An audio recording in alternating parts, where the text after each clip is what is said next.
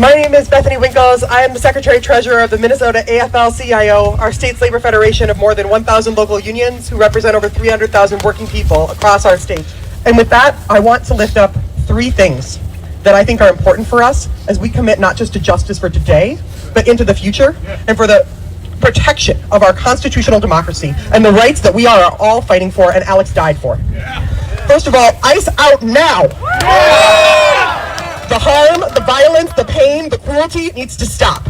None of this could have been prevented by any cooperation. The only thing that could have prevented the violence is if the perpetrators had put down their weapons, put down their arms, stopped breaking windows, stopped terrorizing families, and the people that are to blame for that violence are exactly who we know they are.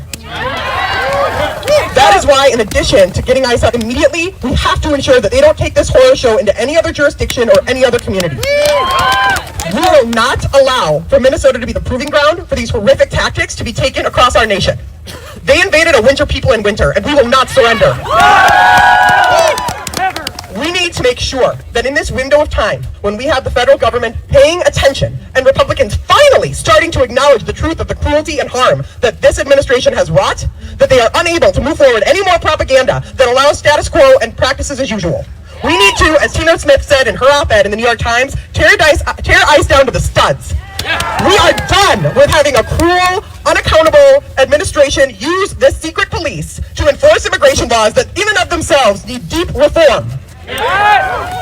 Finally, and most importantly tonight, as we talk about Alex and remember him, we need to fight for justice. We need to fight to rebuild. We need to fight for truth and reconciliation so that the people who died here, the people who were harmed here, cannot be turned into one more piece of the propaganda wheel that said that January 6th was a peaceful protest. We know the truth, and we need to make sure that there is only one truth in this country about what happened here in Minneapolis, here in Minnesota, and that we are not going to allow for our brother Alex to be dragged through the mud by Noam, Miller, or anyone else who dares to put his name in their dirty mouths.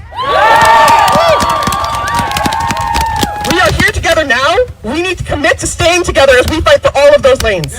This country does not have a history of acknowledging its harm.